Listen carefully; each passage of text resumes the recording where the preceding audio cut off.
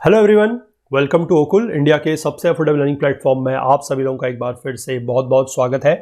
आइए अपने इस full course on Indian polity for UPSC, PCS and SSC exams को हम लोग आगे बढ़ाएंगे। आज जिस टॉपिक को लेकर हम लोग बात करने वाले हैं वो एक छोटा सा टॉपिक रहेगा, जुडिशियल एक्टिविज्म। और ये टॉपिक जो है इसका जिक्र हमने अपनी जो NCERT class 11th Indian constitution at work का जो चैप्टर नंबर 6 है जुडिशरी, वहां पर भी हम लोगों ने इसको लेकर बात की थी, जो है जुडिशियल एक्टिविज्म। क्या होता है जुडिशियल एक्टिविज्म, इसको हम लोग जानेंगे। और इसी से एक कंसेप्ट निकल के आया है जिसको बोला जाता है पीआईएल, पब्लिक इंटरेस्ट लिटिगेशन या फिर जनहित याचिका। उसको हम लोग अगले लेक्चर में कवर करेंगे। ये टॉपिक जो है आप लोगों की बुक में भी, जो लक्ष्मीकांत की बुक है उसमें एक चैप्टर में दिया हुआ है, तो थोड़ा सा वहीं से इस चीज को हम लोग लेके समझेंगे कि ये टॉपिक क्या है और इसकी इंपॉर्टेंस आज की डेट में इतनी ज्यादा क्यों है।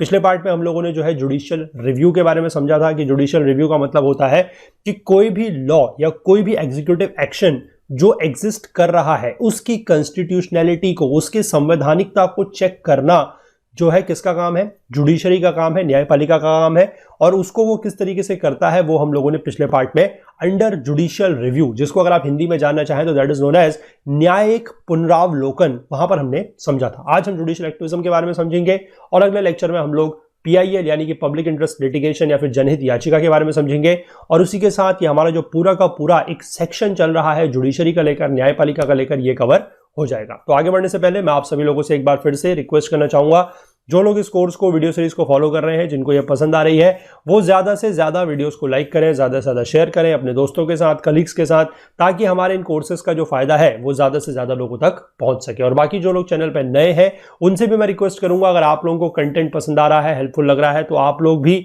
चैनल को जरूर सब्सक्राइब कर लें और बेल आइकन प्रेस करना ना भूलें ताकि वीडियोस के नोटिफिकेशंस वगैरह आपसे मिस ना हो। तो चलिए स्टार्ट करते हैं आज का लेक्चर।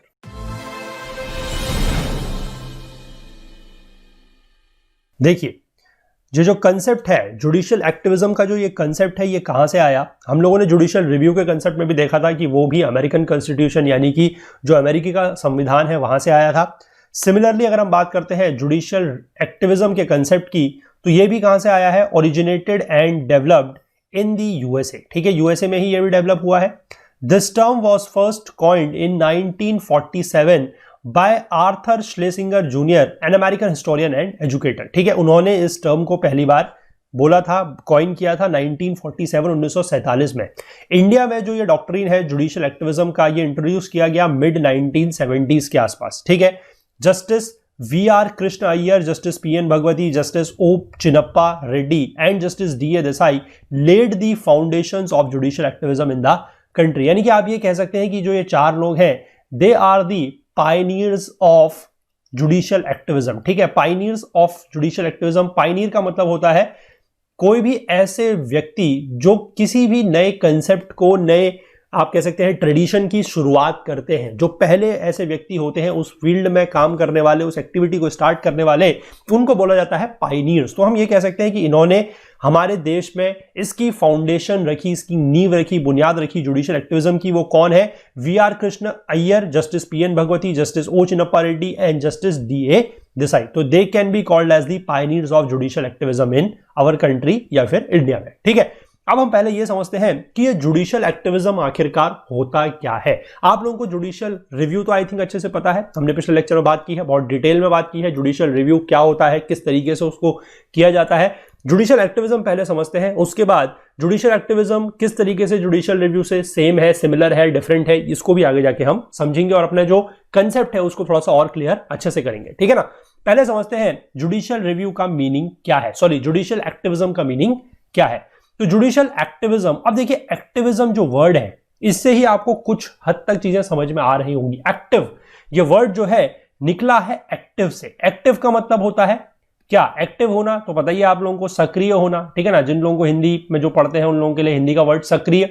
ठीक है, मतलब किसी चीज को लेकर आप काफी ज्यादा एक्टिव हैं, आप कुछ ना कुछ उसको लेकर कर रहे हैं। तो जुडिशरी अगर चीजों को लेकर, जुडिशरी का मेन काम क्या है? न्याय देना, है ना, जस्टिस करना। अगर जुडिशरी उन मामलों में, न्याय के मामलों में, जस्टिस देने के मामले में अगर एक्टिव है, अगर सक्रिय है, तो that is only judicial activism. बस मेन इस चीज को ध्यान में रख के पढ़ेंगे तो चीजें आपको बिल्कुल अच्छे से समझ में आ जाएंगी। ध्यान रखिएगा, judicial activism is nothing but the activeness of judiciary in judicial activities. बस कि जुडिशरी जो है यानी कि जो न्यायपालिका है वो न्याय के मामलों में जितनी ज्यादा सक्रिय है या जो उसकी सक्रियता है उसको जुडिशियल एक्टिविज्म कहा जाएगा। ठीक है ना।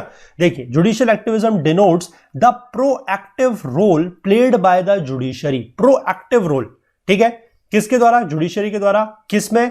इन the protection of the rights of the citizens and in the promotion of justice in the society. यानी कि लोगों के जो अधिकार हैं, लोगों के जो सिटीजन्स हैं, उनके जो राइट्स हैं उसको प्रोटेक्ट करना है। ठीक है, उसको लेकर अगर जुडिशरी अपना एक प्रोएक्टिव रोल प्ले कर रही है या फिर जस्टिस को प्रमोट करने के लिए यानी कि न्याय को बढ़ावा देने के लिए, सामाजिक न्याय को बढ़ावा देने के लिए अगर जो जुडिशरी है, जो न्यायपालिका है, वो अपना एक प्रोएक्टिव रोल प्ले कर रही है, उसी को बोला जाएगा जुडिशियल एक्टिविज्म। ठीक है। In other words, it implies the assertive role played by the judiciary. Assertive role का मतलब होता है आप खुद से अपना रोल प्ले कर रहे हैं। जैसे मान लीजिए फैमिली होती है, ठीक है, फैमिली में जैसे जनरली क्या होता है, हेड ऑफ द फैमिली किसको माना जाता है? जो मेल होते हैं, जो फादर वगैरह होते हैं, they are considered as the head of the family. तो वो क्या करते हैं? वो अपना रोल खुद प्ले करते हैं। ठीक है, आपको अपने पिताजी को या अपने फादर को, अपने पापा को ये बोलने की जरूरत नहीं पड़ती कि आपको परिवार के लिए ये चीजें करनी है। ठीक है, वो अपना खुद रोल प्ले करते हैं। उनको पता है कि मुझे ये जिम्मेदारियां हैं, मुझे ये काम करने हैं, तो वो स्वयं करते हैं। That kind of a role is known as an assertive role, कि आप अपनी जिम्मेदारी समझ के अपना काम कर रहे हैं, दैट इज असर्टिव रोल। ठीक है, अब अगर जुडिशरी द्वारा इस तरीके का असर्टिव रोल प्ले किया जाएगा, क्यों? To force the other two organs of the government. सरकार के, गवर्नमेंट के जो बाकी दो अंग हैं, कौन कौन से? लेजिस्लेचर और एग्जीक्यूटिव, यानी कि विधायिका और जो कार्यपालिका है वो। ठीक है, उसको सरकार, उसको फोर्स किया जा रहा है किसके द्वारा? जुडिशरी के द्वारा, to discharge their constitutional duties. अब देखिए यहां पर और थोड़ा सा जुडिशियल रिव्यू को अगर आप यहीं पर चेक कर लें तो थोड़ा सा अंतर है। कैसे? जुडिशियल रिव्यू में क्या होता है कि लेजिस्लेचर के द्वारा जो लेजिस्लेशन बनाया जा रहा है, यानी कि जो कानून बनाया जा रहा है, एग्जीक्यूटिव के द्वारा जो एग्जीक्यूटिव एक्शंस लिए जा रहे हैं, उन एक्शंस को चेक करना, उनको रिव्यू करना, उनको दोबारा देखना, दैट इज जुडिशियल रिव्यू। ठीक है, लेकिन असर्टिव रोल प्ले करना, अपने जिम्मेदारी समझते हुए अपना एक असर्टिव रोल प्ले करना, और बाकी जो अंग है सरकार के, गवर्नमेंट्स के जो बाकी दो ऑर्गन्स हैं, लेजिस्लेचर और एग्जीक्यूटिव यानी कि विधायिका और कार्यपालिका, उनको यह फोर्स करना कि आपकी संवैधानिक जिम्मेदारियां, आपके संवैधानिक ड्यूटीज क्या है, कॉन्स्टिट्यूशनल ड्यूटीज क्या है, उनको आप किस तरीके से डिस्चार्ज करेंगे, यह बताना, यह कहना क्या है? Judicial activism. ठीक, जुडिशियल एक्टिविज्म को जुडिशियल डायनामिज्म भी बोलते हैं। ठीक है, जुडिशियल डायनामिज्म बोलते हैं। It is an antithesis of judicial restraint which means the self control exercise by the judiciary. यानी कि ये जुडिशियल रिस्ट्रेंट एक टर्म होता है। रिस्ट्रेंट का मतलब आप समझ सकते हैं, पाबंदी, रेस्ट्रिक्शंस। ठीक है, उसके ये जस्ट विपरीत है। ठीक, उसका मतलब होता है self control exercise by the judiciary, यानी कि जुडिशरी अपने को क्या कर रही है? अपने ऊपर एक स्वयं कंट्रोल कर रही है, एक नियंत्रण लगा रही है कि मैं इससे ज्यादा काम नहीं करूंगा। जुडिशरी ये बोल रही है, ठीक है, जुडिशरी से ही कि मैं इससे ज्यादा काम नहीं करूंगा, मेरा काम सिर्फ ये है कि मेरे पास कोई केस आएगा तो मैं उसको देख लूंगा according to the provisions of the laws या फिर कॉन्स्टिट्यूशन के आधार पर, इससे ज्यादा मैं अपनी तरफ से एक्टिविटी नहीं दिखाऊंगा। ठीक है, ये एक तरीके से वाली बात हो गई कि घर में जैसे कोई छोटा बच्चा होता है, उसको पढ़ने के लिए बार बार बोलना पड़ता है कि बेटा पढ़ाई कर लो, पढ़ाई कर लोगे तो ये अच्छा होगा, तुम्हारे एग्जाम में मार्क्स अच्छा आएंगे, आगे जाके तुम्हारा कैरियर अच्छा होगा। That is basically a kind of judicial restraint. वो बच्चा जुडिशियल रिस्ट्रेंट को एग्जाम्प्लीफाई कर रहा है, वो उसका उदाहरण है। ठीक है, और आप लोग जैसे सब हैं, आप लोगों को पता है कि मुझे पढ़ना है। ठीक है, आप लोगों के अंदर एक क्या है? एक स्वयं की एक प्रोएक्टिवनेस है, एक असर्टिव रोल आप लोग प्ले कर रहे हैं। आपको पता है कि मुझे पढ़ना है और मेरा पढ़ना जो है वो मेरे लिए बेहतर है। तो मतलब आप लोग क्या है? यू आर जस्ट डिनोटिंग और you are just exemplifying judicial activism. ठीक है, इस तरीके से थोड़ा समझिएगा कि अगर आप खुद से काम कर रहे हैं तो दैट इज एक्टिविज्म। अगर आप खुद से काम नहीं कर रहे हैं, अपने ऊपर एक सेल्फ कंट्रोल लगाए हुए हैं कि ठीक है मुझे इतना ही काम करना है, मैं इतना ही करूंगा जब मुझे कोई फोर्स करेगा, अदरवाइज मैं काम नहीं करूंगा, दैट इज जुडिशियल रिस्ट्रेंट। ठीक है, और जुडिशियल रिव्यू क्या होता है वो मैंने आपको समझा दिया। ठीक है, अब देखिए जुडिशियल एक्टिविज्म को अलग अलग लोगों ने अलग अलग तरीके से इसको डिफाइन किया हुआ है।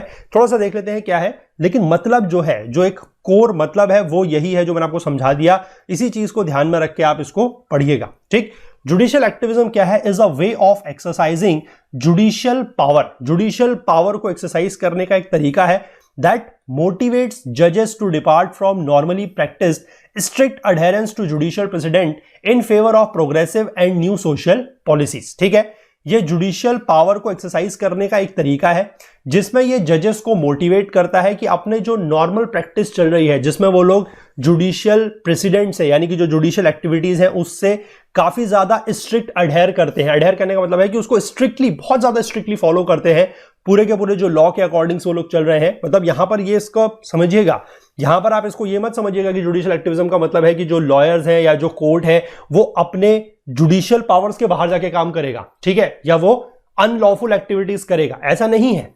करेगा वो बिल्कुल लॉ के अंदर रह के ही, लेकिन वो जितना मैक्सिमम पॉसिबल हो सकता है अपनी तरफ से एक्टिवनेस दिखाना, असर्टिव रोल दिखाना, उस हिसाब से काम करेगा, ठीक है।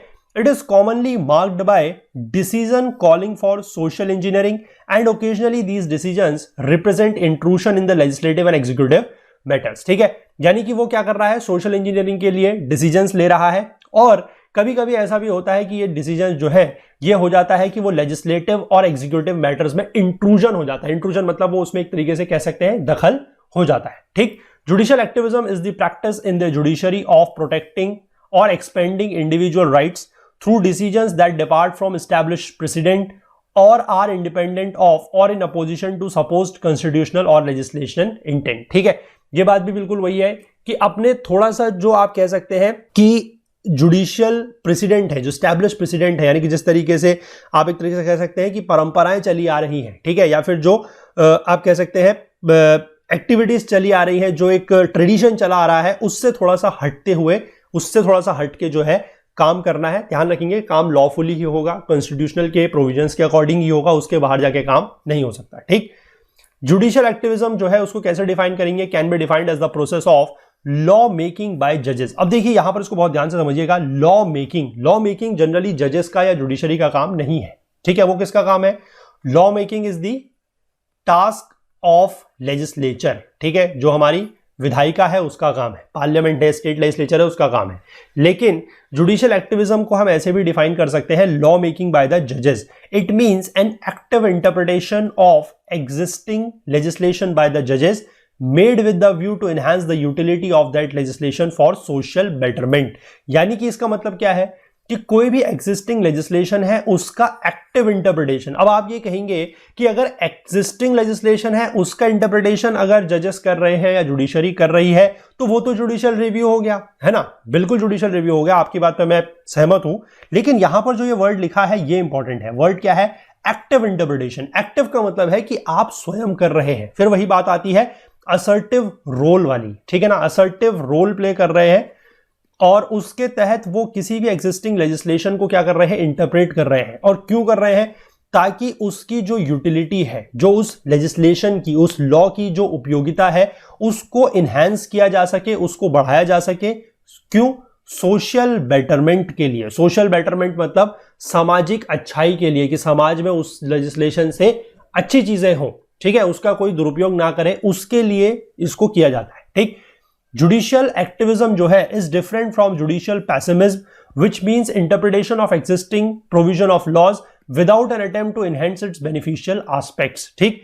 जुडिशियल पैसिमिज्म भी बेसिकली यही होता है, जो एग्जिस्टिंग प्रोविजंस है लॉ के, एग्जिस्टिंग लॉ है उसको ही इंटरप्रेट किया जाता है, लेकिन वहां पर उसके बेनिफिशियल एस्पेक्ट्स को एनहांस करने का कोई अटेम्प्ट नहीं है। सोशल बेटरमेंट वाला वहां पर कोई क्लॉज नहीं है, किसमें, जुडिशियल पैसिमिज्म में, ठीक। Judicial activism is a philosophy of judicial decision making whereby जजेस allow their personal views about public policy among other factors to guide their decisions, ठीक है। जुडिशियल एक्टिविज्म क्या है, जुडिशियल डिसीजन मेकिंग की एक philosophy है जिसमें जजेस अपने पर्सनल व्यूज जो है, किसके बारे में पर्सनल व्यूज है, पब्लिक पॉलिसी के बारे में, उनको वो बेसिकली क्या करते हैं, ध्यान में रखेंगे और उनके जो भी डिसीजंस वगैरह वो देंगे उनमें वो अपने personal views about the public policy को भी क्या करेंगे, अलाउ करेंगे, ठीक है। मतलब ऐसा नहीं होगा कि पर्सनल व्यूज को वो लोग बिल्कुल साइड रखेंगे, लेकिन वो पर्सनल व्यूज जो है वो पर्सनल इंटरेस्ट के लिए नहीं है, वो पब्लिक पॉलिसी के लिए ही होंगे, ठीक।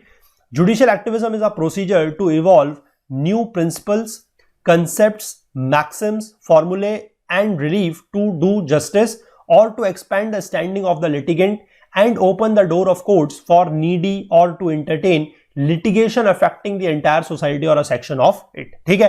जुडिशियल एक्टिविज्म किसका प्रोसीजर है, नए प्रिंसिपल्स, नए कंसेप्ट, ठीक है, प्रिंसिपल्स मतलब सिद्धांत, जो कंसेप्ट है, मैक्सिम्स मतलब कहावतें होती है, फॉर्मूला है, रिलीफ है, किसके लिए? जस्टिस देने के लिए, या फिर to expand the standing of the litigant. Litigant basically वो होता है जो याचिका करता है, ठीक है, याचिका करता जिसको बोलते हैं, यानी कि जिसने कोई भी इस तरीके की अपील जो है, वो अपील है या कोई भी इस तरह केस है जो फाइल किया हुआ है, उसको बोला जाता है लिटिगेंट। याचिका करता जिसको बोलते हैं, जो याचिका डालता है, ठीक है, उसको जस्टिस देने के लिए है, उसकी स्टैंडिंग यानी कि उसका जो पक्ष है उसको बढ़ाने के लिए है, उसका दायरा बढ़ाने के लिए, एक्सपेंड करने के लिए है, और कोर्ट के दरवाजे खोलने के लिए है। किसके लिए? जो नीडी लोग हैं, जो जरूरतमंद है, उनके लिए कोर्ट के दरवाजे खोलना, या फिर लिटिगेशन को एंटरटेन करना, और ऐसा लिटिगेशन जो एंटायर सोसाइटी या उसके किसी वर्ग, किसी समाज के किसी वर्ग सेक्शन से संबंधित है।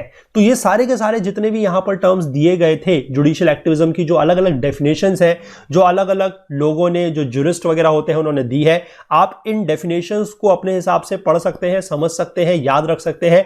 और कभी भी अगर एग्जाम में, स्पेसिफिकली मेंस की अगर मैं बात करता हूं, अगर वहां पर आप लोगों को जुडिशियल एक्टिविज्म के ऊपर सवाल आता है, तो डिपेंडिंग अपॉन कि किस तरीके का सवाल आ रहा है, ठीक है ना, किस तरीके का सवाल आता है, किस तरीके की वहां पर क्वेश्चन की डिमांड है, उसको देखते हुए आप इनमें से कोई भी स्टेटमेंट जो है वो अपनी जुडिशियल एक्टिविज्म के आंसर में यूज कर सकते हैं, ठीक है। इसको अच्छे से समझिएगा, मैंने आपको सारी के सारे स्टेटमेंट्स में क्या लिखा हुआ है ये समझा दिया है, आप उसके अकॉर्डिंग उसको यूज कर सकते हैं, डिपेंडिंग किस तरीके का आंसर वहां पर आता है, ठीक। चलिए इसके बाद बात करते हैं जुडिशियल एक्टिविज्म का जो कंसेप्ट है is closely related to the concept of public interest litigation, ठीक है।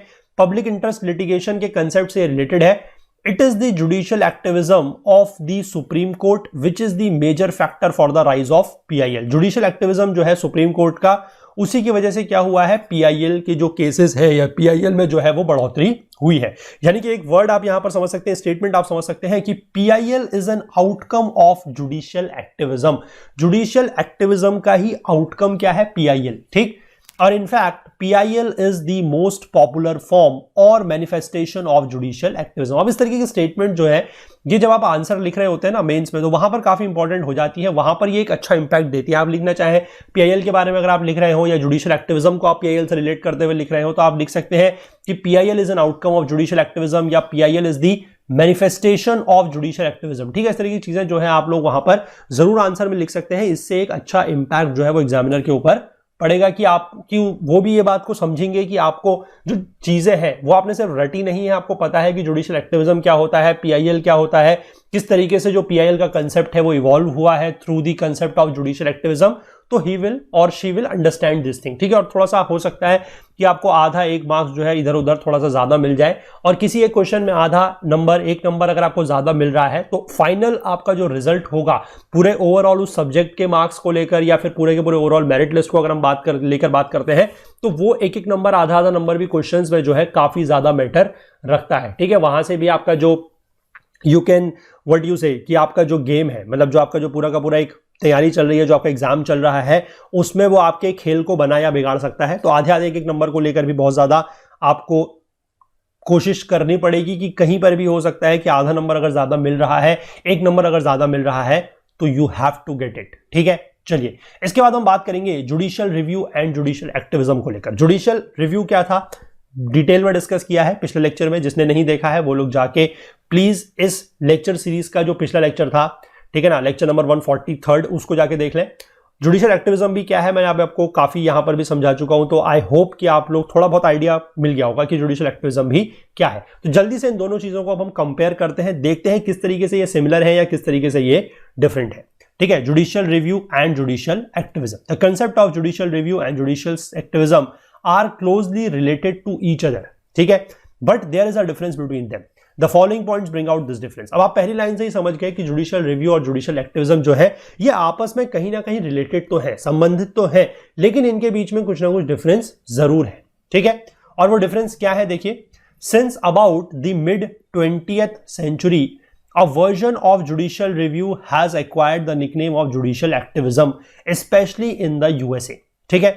मिड 20th century में क्या होने लगा था कि जुडिशियल रिव्यू जो है उसने जुडिशियल एक्टिविज्म का नाम ले लिया यूएसए में, ठीक है।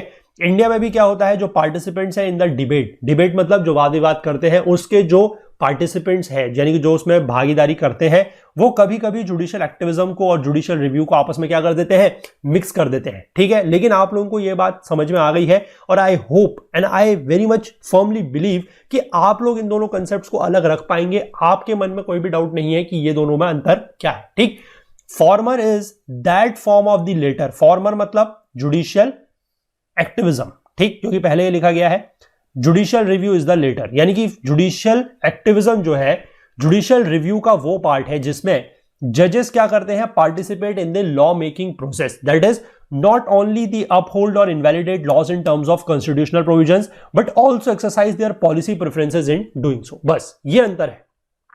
ठीक है, जुडिशियल रिव्यू में क्या होता है कि वो संविधान के आधार पर, कॉन्स्टिट्यूशनल प्रोविजंस के आधार पर किसी भी लॉ को अपहोल्ड करते हैं। अपहोल्ड करने का मतलब होता है कि लॉ को जायज ठहराना, लीगल ठहराना, कि हाँ ये लॉ जो है according to the constitutional provisions है, तो this law can be continued, इसको वैलिडेट किया जाता है। ठीक, दूसरा होता है इनवैलिडेट करना। इनवैलिडेट करना मतलब उसको नल एंड वॉइड करार देना, ये बोलना कि ये जो लॉ बनाया है या जो ये लेजिस्लेशन है, एग्जीक्यूटिव एक्शन है, ये according to the constitutional provision, संविधान के प्रावधान के अकॉर्डिंग नहीं है, तो ये अनकॉन्स्टिट्यूशनल, असंवैधानिक या फिर वैध नहीं है। ठीक है, अवैध हो जाएगा, इनवैलिड हो जाएगा, नल एंड वॉइड हो जाएगा। ठीक है, लेकिन वहां पर क्या है कि जो जुडिशरी है वो अपनी पॉलिसी प्रेफरेंस को एक्सरसाइज नहीं करती, लेकिन यहां पर पॉलिसी प्रेफरेंस को एक्सरसाइज किया जाएगा। ऊपर मैं आपको बताया था पब्लिक पॉलिसी को लेकर काम किया जाता है, सोशल बेटरमेंट की बात को ध्यान रखते हुए काम किया जाता है, तो ये अंतर है। ठीक, इसके बाद concept of judicial activism is inherent in judicial review. ठीक है, जुडिशियल रिव्यू में एक तरीके से बात करें तो जुडिशियल एक्टिविज्म का कंसेप्ट उसके अंदर इनहेरेंट है, which empowers the court to uphold the constitution and declare the laws and action inconsistent with the constitution as void. ठीक है, judicial activism is necessary for ensuring proper discharge of duties by other organs. वही बात हो गई कि judicial activism में क्या होता है, जुडिशरी जो बाकी दो ऑर्गन्स हैं गवर्नमेंट के, उनको फोर्स करती है कि आप अपनी कॉन्स्टिट्यूशनल ड्यूटीज जो है, जो संवैधानिक कर्तव्य हैं आपके, उनको आप किस तरीके से उनका निर्वहन करेंगे, उनको डिस्चार्ज करेंगे अपनी ड्यूटीज को। ठीक, जुडिशियल एक्टिविज्म का जो टर्म है, they came into currency sometime in the 20th century to describe the act of judicial legislation। अब ये इंपॉर्टेंट टर्म है, जुडिशियल लेजिस्लेशन। ठीक है, लेजिस्लेशन हालांकि लेजिस्लेचर द्वारा किया जाता है, जुडिशियल लेजिस्लेशन का मतलब क्या है, दैट इज जजेस making positive laws. However, there is no standard definition of the term judicial activism। Judicial activism की as such कहीं कोई definition नहीं है, Constitution में ये word कहीं पर भी mention नहीं है, ये चीज भी आप लोगों को पता होनी चाहिए। As a whole हम क्या बोल सकते हैं, it can be said that judicial activism stresses the importance of judicial review and a powerful judiciary in the protection and promotion of certain core rights. ठीक है, कि जुडिशियल एक्टिविज्म जो है वो जुडिशियल रिव्यू के इंपॉर्टेंस को क्या करता है, उस पर जोर देता है, and a powerful judiciary, judiciary बहुत ज्यादा पावरफुल होगी तभी वो क्या करेगी, वो एक असर्टिव रोल प्ले करेगी। और क्यों करेगी, ताकि लोगों के जो राइट्स हैं उनका प्रोटेक्ट किया जा सके, सोशल बेटरमेंट की चीजों को क्या किया जा सके, प्रमोट किया जा सके, सोशल जस्टिस को प्रमोट किया जा सके, उसको बढ़ावा दिया जा सके। ठीक है, the expanded concept of locus स्टैंडाई, locus standi का मतलब होता है सुने जाने का अधिकार, राइट टू बी हर्ड। ठीक है, उसका जो कंसेप्ट है उसको एक्सपेंड किया है in connection with PIL by judicial interpretation from time to time, has expanded the jurisdictional limits of the court exercising judicial review. This expanded role has been given the title of judicial activism by those who are critical of this expanded role of judiciary। यानी कि judiciary ने क्या किया है, जो अपना locus standi का concept है उसको एक्सपेंड किया है। लोकस स्टैंडाई का मतलब वही है सुने जाने का अधिकार, ये भी हम अगले चैप्टर में पढ़ेंगे, पीआईएल जहां पर पढ़ेंगे।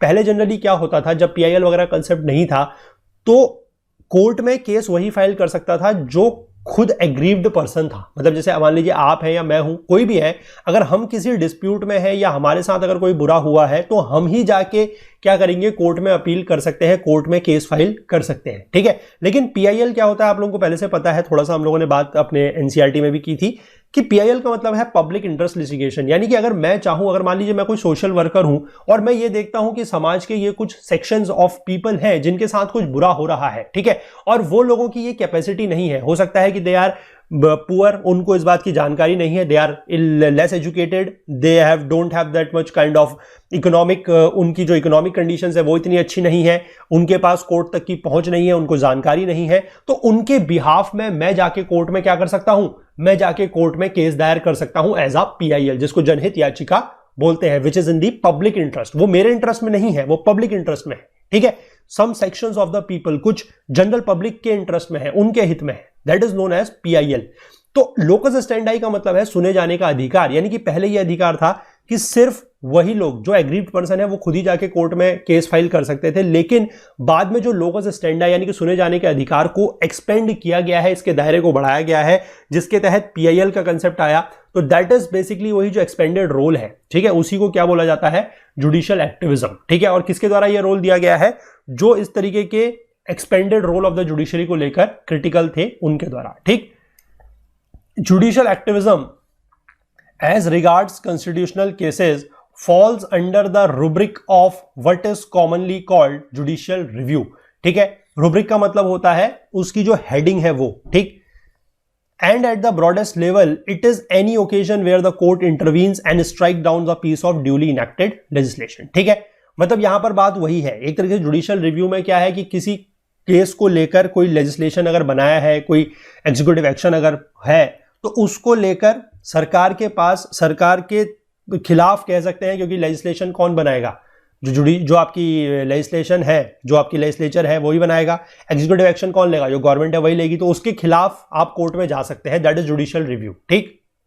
और अगर सरकार उसको लेकर खुद संज्ञान ले रही है, जिसमें बेसिकली आपने एक बहुत इंपॉर्टेंट वर्ड सुना होगा, कभी कभी न्यूज में आता है, सुओ मोटो, ठीक है, suo motu cognizance. Suo motu का मतलब है कि कोर्ट अपनी असर्टिव रोल प्ले कर रही है, अपनी एक्टिविटी खुद दिखा रही है, अपनी एक्टिवनेस खुद दिखा रही है और चीजों को खुद सॉल्व करने की कोशिश कर रही है, लोगों को न्याय दिलाने की, लोगों के राइट्स का बचाव करने के लिए और सोशल जस्टिस को प्रमोट करने के लिए कोर्ट जो है अपनी तरफ से आगे आ रहा है, ठीक है। तो that is basically your judicial activism.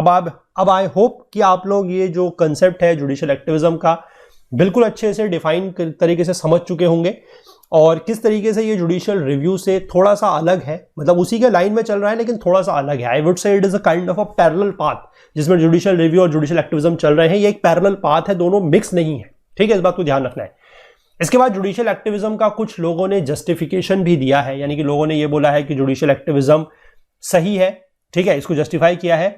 According to doctor BL Wadhera, the reasons for judicial activism are as follows. He was a jurist, ठीक है, इन्होंने क्या बोला है, there is near collapse of the responsible government when the legislation and executive fail to discharge their respective functions, ठीक है, यानी कि जब एग्जीक्यूटिव और लेजिस्लेचर अपने जो ड्यूटीज हैं, जो अपने फंक्शंस हैं, उनको सही तरीके से अगर नहीं कर पाते हैं, तो जो रिस्पॉन्सिबल गवर्नमेंट होगी उसका क्या हो जाएगा, उसका कोलैप्स हो जाएगा। तो this results in erosion of the confidence in the constitution and democracy among it's citizens. अब ऑब्वियस ही बात है कि इंडिया की अगर हम बात करें तो डेमोक्रेटिक कंट्री है। डेमोक्रेटिक का मतलब क्या होता है, जहां पर लोग अपने रिप्रेजेंटेटिव्स को क्या कर रही है, खुद चुन रही है। Peoples are elected, sorry, the government is elected by the people, you can say democracy is of the people, for the people, by the people, government for the people, government by the people and of the people, ठीक है। तो उस देश में जहां पर इस तरीके की रिस्पॉन्सिबल गवर्नमेंट है, वहां पर अगर एग्जीक्यूटिव और लेजिस्लेटिव अपने फंक्शंस नहीं सही से कर रहे हैं, अगर वो फेल हो जाते हैं, तो क्या होगा, फिर लोगों का संविधान में, क्योंकि संवैधानिक प्रोविजंस है डेमोक्रेसी, उस पर और जो डेमोक्रेसी है उस पर से लोगों का भरोसा जो है वो उठ जाएगा। तो इसलिए जुडिशियल एक्टिविज्म का होना जरूरी है। The citizens of the country look up to the judiciary for the protection of their rights and freedoms, ठीक है। जो देश के नागरिक होते हैं, सिटीजन्स ऑफ द कंट्री होते हैं, वो जुडिशरी को किस तरीके से देखते हैं कि वो उनके राइट्स जो है, जो उनके अधिकार है, जो उनकी फ्रीडम्स है, यानी कि जो उनकी लिबर्टी वगैरह है, उसका प्रोटेक्शन करेंगे, ठीक।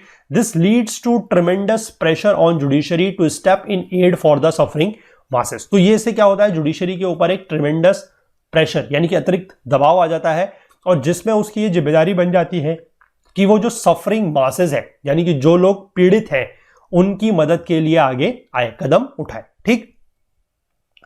Judicial enthusiasm, that is the judges like to participate in the social reforms that take place in the changing times, ठीक है। जुडिशियल एंथुजियाज्म का मतलब वही है जिसमें जो जजेस हैं वो क्या कर रहे हैं, वो सोशल रिफॉर्म्स में पार्टिसिपेट कर रहे हैं। It encourages the public interest litigation and liberalises the principle of locus standi. ठीक है, यानी कि मैंने वही बताया कि पीआईएल का जो कंसेप्ट है उसको ये एनकरेज करेगा, उसको बढ़ावा देगा।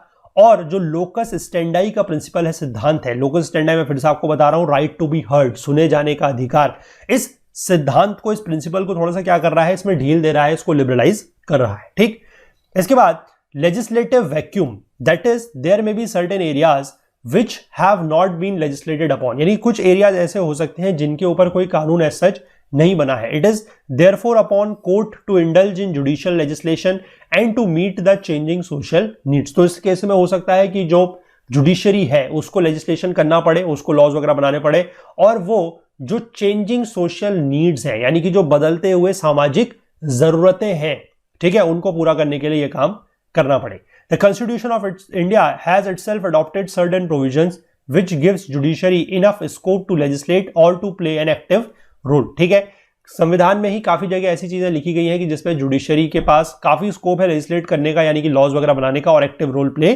करने का। ठीक, similarly Subhash Kashyap observes that certain eventualities may be conceived when the judiciary may have to overstep its normal jurisdiction and intervene in areas otherwise falling within the domain of legislature and executive. ठीक है, तो यानी कि इनके according क्या है कि कभी कभार ऐसी स्थितियां पैदा हो जाती हैं जब जुडिशरी को, न्यायपालिका को अपना जो नॉर्मल जुरिसडिक्शन है उससे ऊपर उठते हुए, ठीक है, उससे ऊपर उठते हुए क्या करना पड़ेगा, इन एरियाज में इंटरवीन करना पड़ेगा। कौन से एरियाज में इंटरवीन करना पड़ेगा, जो नॉर्मली लेजिस्लेचर और एग्जीक्यूटिव के दायरे में आते हैं।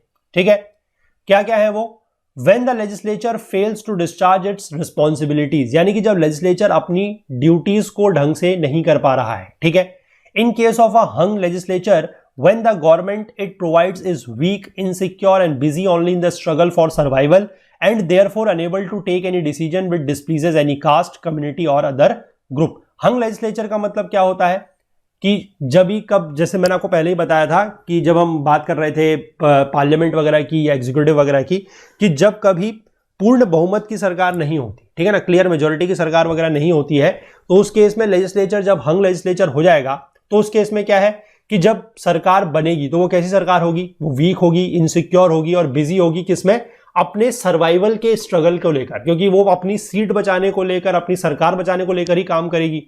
ठीक है, तो इसलिए वो कोई ऐसा काम नहीं कर पाएगी, कोई ऐसा डिसीजन नहीं ले पाएगी जो किसी भी कास्ट, कम्युनिटी और अदर ग्रुप के लिए होगा। ठीक है, तो those in power may be afraid of taking honest and hard decisions for fear of losing power and for that reason may have public issues referred to courts as issues of law in order to mark time and delay decisions और to pass on the odium of strong decision making to the courts. ठीक है, तो ऐसा भी हो सकता है कि वो कभी मतलब ऑनेस्ट डिसीजंस नहीं ले पाए, ईमानदारी से हार्ड डिसीजंस नहीं ले पाए। क्यों? क्योंकि उसकी अपनी स्थिति खराब है सरकार की। ठीक है ना, तो इस वजह से क्या हो सकता है कि कोर्ट को इंटरफेयर करना पड़ सकता है। Where the legislature and executive fail to protect the basic rights of the citizens like the right to live a decent life, healthy surroundings and to provide honest, efficient and just system of laws and administration। यानी कि कभी जो legislature और executive है अगर वो इस मामले में फेल कर जाए कि वो लोगों को जो बेसिक राइट्स है, जो उनके मूलभूत अधिकार है वो नहीं दे पा रहे, यानी कि डिसेंट लाइफ जीने का जो अधिकार है वो उनको नहीं मिल पा रहा है, हेल्दी सराउंडिंग्स, ठीक है, क्लीन एनवायरनमेंट, ये चीज़ नहीं मिल पा रही है, ठीक है, या फिर उनको जो ऑनेस्ट, एफिशिएंट और just system of law and administration नहीं मिल पा रहा है, तो उस मामले में जुडिशरी का दखल देना जो है वो फिर जरूरी बन जाता है। Where the court of law is misused by a strong authoritarian parliamentary party government for ulterior motives. ठीक है, यानी कि कभी ऐसा होता है कि जो कोर्ट ऑफ लॉ है उसको क्या किया जाता है, उसका दुरुपयोग किया जाता है, मिसयूज किया जाता है, किसके द्वारा, जो अथॉरिटेरियन पार्लियामेंट्री पार्टी गवर्नमेंट होती है। यानी कि कभी ऐसा होता है कि पार्लियामेंट्री गवर्नमेंट बहुत ज्यादा अथॉरिटेरियन हो जाती है, तानाशाह प्रकार की हो जाती है, तो उस केस में कोर्ट ऑफ लॉ का मिसयूज या दुरुपयोग किया जाता है। क्यों?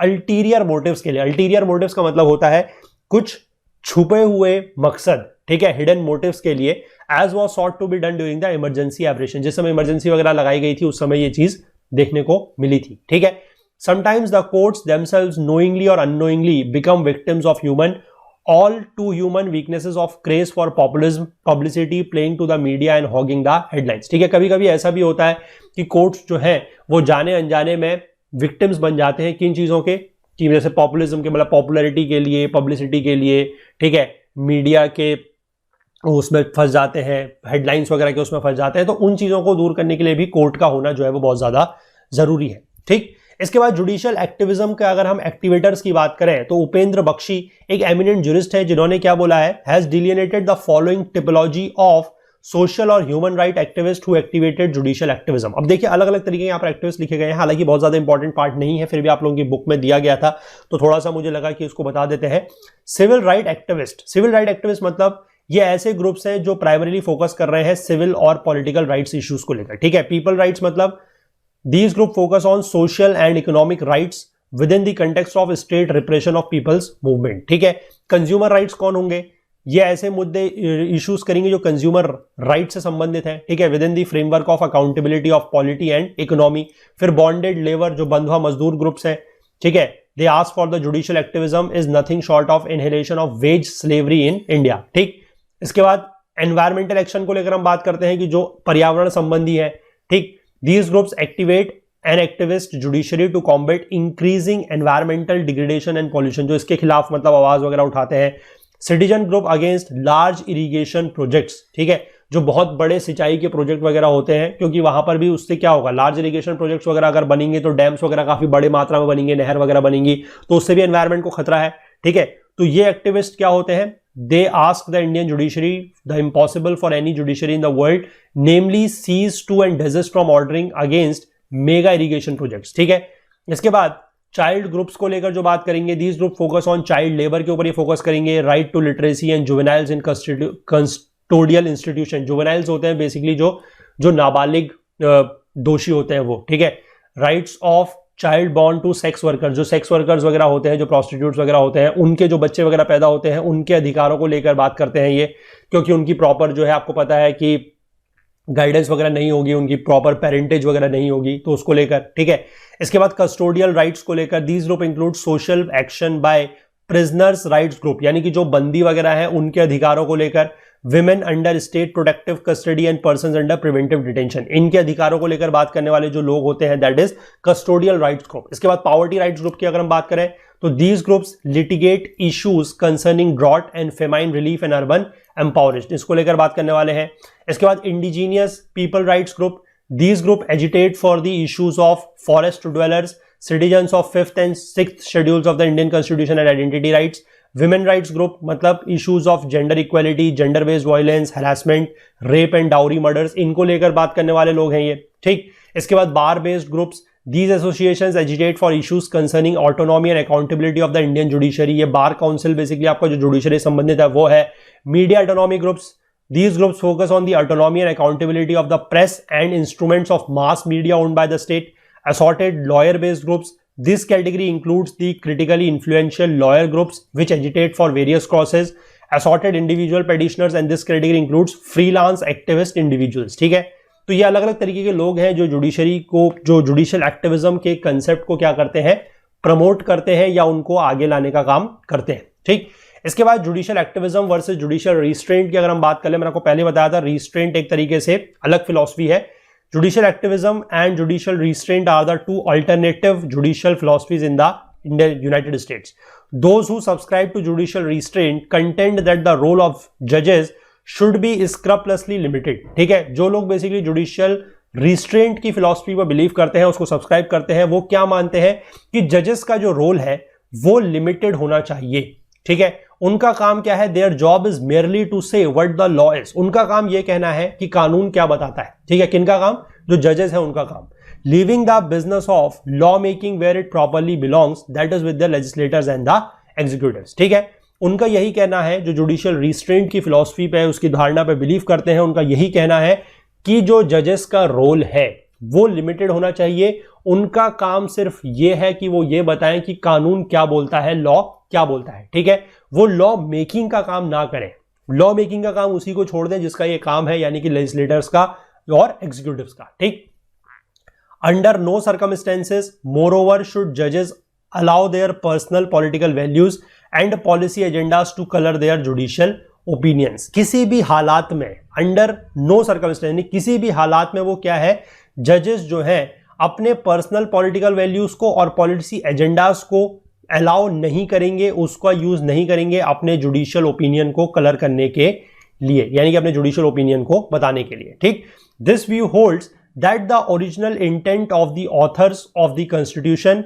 And it's amendments is knowable and must guide the courts. ठीक है, यानी कि इसका मतलब क्या है कि जो कॉन्स्टिट्यूशन का ओरिजिनल इंटेंट था, ठीक है, वो क्या है, और उसके जो अमेंडमेंट्स है वो नोएबल है and must guide the courts, यानी कि कोर्ट जो है वो सिर्फ और सिर्फ जो ओरिजिनल कॉन्स्टिट्यूशन में जितने भी चीजें दी गई हैं, जो भी अमेंडमेंट्स वगैरह दिए गए हैं, जो प्रोविजंस वगैरह दिए गए हैं, उसके हिसाब से ही काम करेंगे। वो अपनी तरफ से उसका एक एक्टिव रोल लेते हुए, एक असर्टिव रोल प्ले करते हुए उसका जो भी है उसका क्या कह सकते हैं, प्रमोशन नहीं करेंगे, सोशल जस्टिस के प्रमोशन की बात नहीं करेंगे, वो लोग पॉलिसी में इंटरवेंशन वगैरह नहीं करेंगे। ठीक है, ये चीजें जो है वो नहीं करेंगे। This is all about the philosophy of judicial restraint, judicial restriction, judicial pessimism, यानी कि कह सकते हैं थोड़ा सा उल्टा है, जस्ट उसका अपोजिट है। ठीक, इसके बाद सुप्रीम कोर्ट की कुछ ऑब्जर्वेशंस रही है। While delivering a judgment in December 2007, the Supreme Court of India called for judicial restraint and asked courts not to take over the functions of the legislature or the executive, saying there is a broad separation of powers under the Constitution and each organ of the state must have respect for others and should not encroach on others' domain. ठीक है, तो 2007 में, दिसंबर 2007 में supreme court ने एक फैसले में क्या बोला है कि जुडिशियल रिस्ट्रेंट की बात बोली है, और ये बोला है कि कोर्ट्स जो है वो लेजिस्लेचर और एग्जीक्यूटिव के फंक्शंस पे दखल ना दें। ठीक है, सेपरेशन ऑफ पावर जो है वो कॉन्स्टिट्यूशन द्वारा हमें दी गई है, और इसीलिए each organ of the state या फिर each organ of the government जो है वो दूसरे ऑर्गन्स की क्या करे, उसकी रिस्पेक्ट करे, उनका सम्मान करे और उसके डोमेन में एनक्रोच ना करे। ठीक, in this context the concerned bench of the court made the following observations. इन्होंने क्या ऑब्जर्वेशंस दिए देखते हैं। बेंच ने ये बोला कि we are repeatedly coming across cases where जजेस are unjustifiably trying to perform executive और लेजिस्लेटिव फंक्शंस। उन्होंने ये देखा कि हमारे पास ऐसे केस बहुत सारे आ रहे हैं जिसमें जो जजेस हैं वो एग्जीक्यूटिव और लेजिस्लेटिव फंक्शंस को परफॉर्म कर रहे हैं, और वो भी अनजस्ट तरीके से। This is clearly unconstitutional. ठीक है, ये साफ तौर पर क्या है, असंवैधानिक है, अनकॉन्स्टिट्यूशनल है।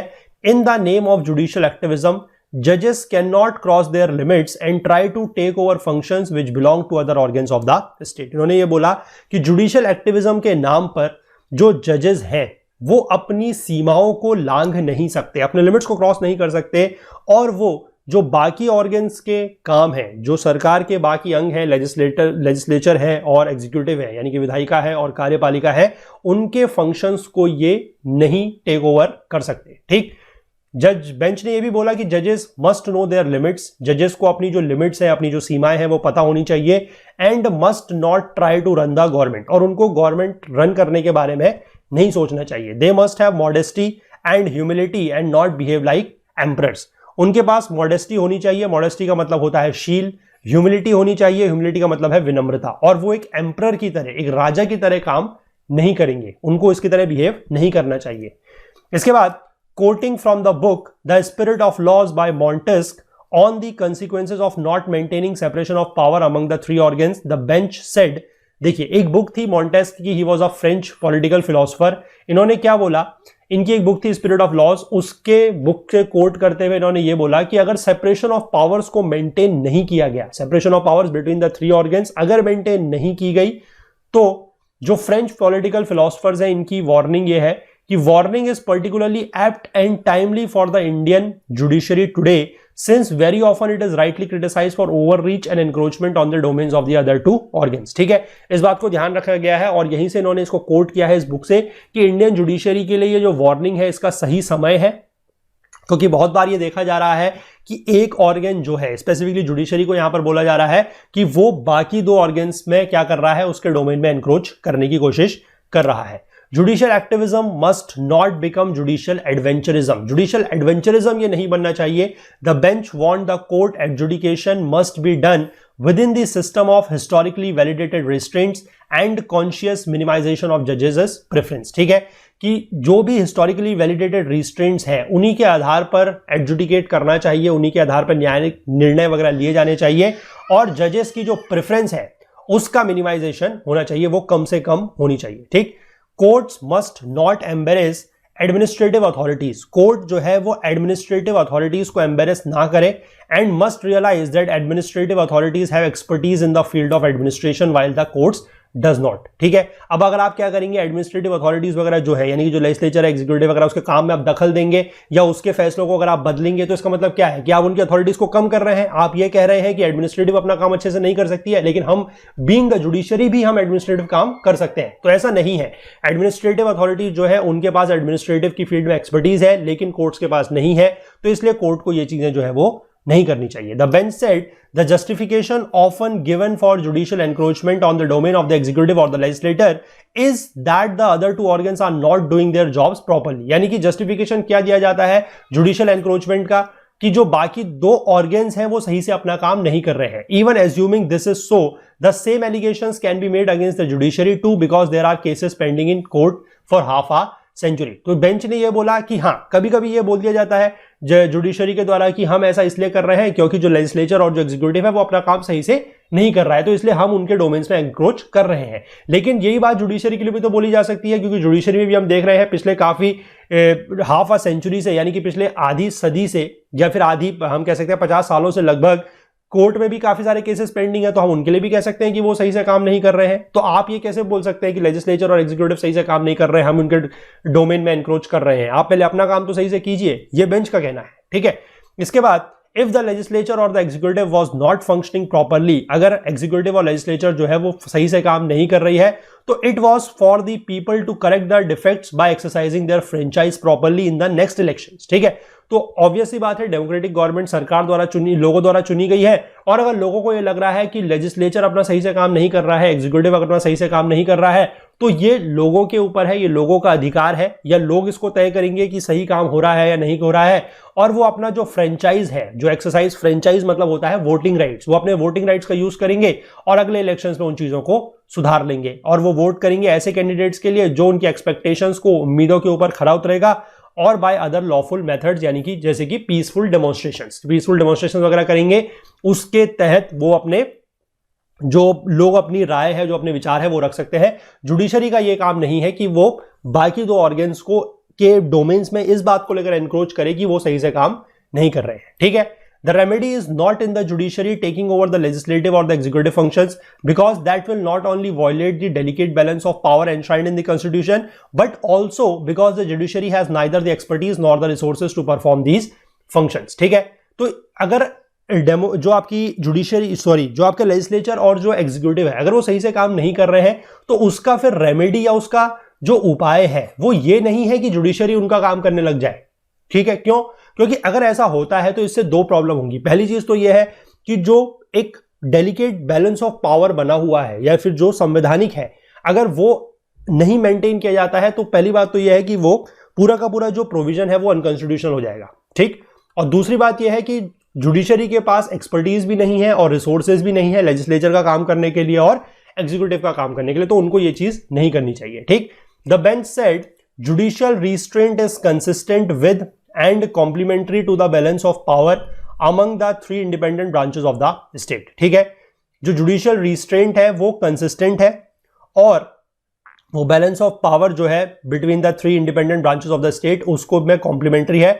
It accomplishes this in two ways, वो इसको दो तरीके से अकम्प्लिश करता है। पहला, judicial restraint not only recognises the equality of other two branches with the judiciary, it also fosters that equality by minimizing inter-branch interference by the judiciary। ठीक है, यानी कि पहली बात तो यह है कि जुडिशियल रिस्ट्रेंट क्या करता है कि तीनों ब्रांचेस के बीच में जो है एक समानता लाता है, या फिर कह सकते हैं कि जुडिशरी को इक्वल रखता है among the other two branches. यानी कि ऐसा नहीं है कि जुडिशरी को वो सुप्रीम मान रहा है और एग्जीक्यूटिव लेजिस्लेटिव को नीचे मान रहा है। पहली चीज तो यह है, और दूसरी बात यह है कि इंटर ब्रांच इंटरफेरेंस को भी क्या कर रहा है, कम कर रहा है। ठीक, दूसरा है judicial restraint tends to protect the independence of judiciary, वो जुडिशरी के इंडिपेंडेंस को भी बनाए रख रहा है। ठीक है, उसको भी प्रोटेक्ट कर रहा है। When courts encroach on the legislative or administrative fields, almost inevitably voters, legislators and other elected officials will conclude that the activities of judges should be closely monitored। ठीक है, जब कोर्ट्स जो है वो लेजिस्लेटिव और एडमिनिस्ट्रेटिव फील्ड्स में encroach करेंगे तो वहां पर क्या होगा कि लोगों का यह मानना रहेगा कि फिर जो जजेस की एक्टिविटीज हैं उनको क्लोजली मॉनिटर किया जाए। तो ये सारे के सारे जो बातें कही गई थी ये बेंच के द्वारा, these are in favour of judicial restraint. अगर कभी आपसे जुडिशियल रिस्ट्रेंट के ऊपर कोई सवाल पूछा जाता है तो आप ये सारे पॉइंट्स वगैरह जो है वहां पर मेंशन कर सकते हैं, ठीक है। तो आई होप कि जुडिशियल एक्टिविज्म क्या है, जुडिशियल रिव्यू से ये कैसे अलग है, कैसे उसके जैसा है लेकिन वो नहीं है, ठीक है। जुडिशियल रिस्ट्रेंट क्या है, उसके बारे में बेंच ने क्या क्या पॉइंट्स कहे हैं, इनमें से कौन से पॉइंट्स आपको सही लग रहे हैं, कौन से पॉइंट्स आप अपने व्यूज में ला सकते हैं, उसको आप लोग देखिएगा, ठीक है। हालांकि टॉपिक पूरा का पूरा अपने आप में काफी इंपॉर्टेंट टॉपिक है, अच्छा टॉपिक है, तो उसको अच्छे से आप लोग नोट डाउन जरूर कीजिएगा, ठीक है। इसके बाद एक टॉपिक जुडिशरी के ऊपर और बचता है, that is about the PIL, public interest litigation, जनहित याचिका। उसको अगले लेक्चर में हम लोग पढ़ेंगे, अगले लेक्चर में कवर करेंगे। उसके बाद ये पूरा का पूरा जो जुडिशरी वाला पार्ट है, सेक्शन है, ये कंप्लीट हो जाएगा। तो हम ये कह सकते हैं कि हमारे जो तीनों मेजर सेक्शंस हैं, पहला तो सेक्शन बेसिकली हमने जो कॉन्स्टिट्यूशन के बारे में समझा, जो कॉन्स्टिट्यूशन के फीचर्स वगैरह हैं, जहां तक हम लोग अमेंडमेंट्स वगैरह की बात कर रहे थे, fundamental rights, directive principles, duties वगैरह की बात कर रहे थे। उसके बाद हमने पूरी की पूरी बात करी एग्जीक्यूटिव को लेकर, ठीक है। एग्जीक्यूटिव हम लोगों ने सेंटर की बात कर ली, हमने स्टेट की बात कर ली। उसके बाद हम लोगों ने बात करी लेजिस्लेचर को लेकर, हमने सेंटर की बात कर ली, हमने स्टेट की बात कर ली। इसके बाद हम लोगों ने तीसरा जो सेक्शन होता है that is about the judiciary, उस पर हम लोगों ने सेंटर की बात कर ली और स्टेट की बात भी कर ली, ठीक है। तो ये तीन मेजर सेक्शन जो है हमारे वो कवर हो गए। जो शुरुआत वाला फीचर्स वाला पार्ट है वो भी हमारा कवर हो गया। अब हमारे कुछ छोटे छोटे टॉपिक्स बचेंगे जिसमें से हम लोग अगला टॉपिक अपना स्टार्ट करेंगे अबाउट दी लोकल गवर्नमेंट जो होती है वो, that is the third tier of the government, about the panchayats and about the municipalities, ठीक है। वो थोड़ा सा लंबे टॉपिक रहेंगे, मतलब एक मैं कह सकता हूं कि लास्ट टॉपिक ऐसे रहेंगे जिसमें मल्टीपल लेक्चर्स आई थिंक ज्यादा बनेंगे। अदरवाइज इसके बाद सारे के सारे जो टॉपिक्स हैं अबाउट दी कॉन्स्टिट्यूशनल बॉडीज रहेंगी, नॉन कॉन्स्टिट्यूशनल बॉडीज रहेंगी, और भी कुछ और प्रोविजंस वगैरह रहेंगे जो आप लोगों की बुक में दिए गए हैं, जो बहुत ज्यादा एज सच लंबे टॉपिक नहीं है। उनको हम लोग कवर करके ये पूरा का पूरा जो कोर्स है we are trying to deliver it as soon as possible to you, so that कि आप लोग अगले साल के एग्जाम के लिए जो है वो जल्द से जल्द चीजें आपको मिल जाए और जल्द से जल्द आप लोग अपना पूरा का पूरा कोर्स एक बार कवर करके रिवीजन वगैरह स्टार्ट कर दें, ठीक है। तो अगले लेक्चर में PIL के साथ इस कोर्स को आगे हम लोग कंटिन्यू करेंगे, ठीक है। चलिए, तो कंटेंट रिलेटेड अगर आपको कोई भी डाउट होता है तो आप अपना जो टेलीग्राम का ग्रुप है उसको ज्वाइन कर सकते हैं, दैट इज ओकुल GS UPSC डिस्कशन फोरम। इसका लिंक आपको नीचे डिस्क्रिप्शन बॉक्स पे मिल जाएगा, या फिर आप इसको टेलीग्राम में सर्च करके भी ज्वाइन कर सकते हैं, या फिर आप नीचे कमेंट सेक्शन में भी अपने डाउट्स लिख सकते हैं, वहां पर भी आपके जो डाउट्स वगैरह हैं वो क्लियर किए जाएंगे। कोर्स को परचेज अगर आप करना चाहते हैं तो आप कर सकते हैं, इसका लिंक भी आपको नीचे डिस्क्रिप्शन बॉक्स में मिल जाएगा। वहां पर आपको सारे के सारे वीडियोस जो है वो थोड़ा सा जल्दी मिल जाते हैं, एंड दैट टू आप कह सकते हैं कि नोट्स वगैरह भी आपको वहां पर मिल रहे हैं, चैप्टर वाइज क्विजेस भी आप लोगों को वहां पर बहुत जल्द जो है वो मिलने लग जाएंगे। तो उसके लिए अगर आपको कोई भी टेक्निकल क्वेरी आप फेस करते हैं कोर्स को परचेस करने में, या जो लोग कोर्स को एक्सेस कर रहे हैं ऑलरेडी उनको अगर कोई प्रॉब्लम आती है तो वो हमसे इस नंबर पर व्हाट्सएप के थ्रू कांटेक्ट कर सकते हैं, दैट इज 9498086380। बाकी अगर आप हमसे कोई भी और बात शेयर करना चाहें, कुछ भी पूछना चाहें, बताना चाहें, तो उसके लिए आप हमसे हमारी ईमेल आईडी के थ्रू भी कांटेक्ट कर सकते हैं, दैट इज support@okul.co। बाकी हमसे ज्यादा जुड़ने के लिए आप हमें फेसबुक पे, इंस्टाग्राम पे, लिंक्डइन पे और ट्विटर पर भी फॉलो कर सकते हैं। तो मिलेंगे अगले लेक्चर में, तब तक के लिए अपना बहुत बहुत ध्यान रखिएगा। Please do take care of yourself. Thank you, have a nice day, bye bye, जय हिंद।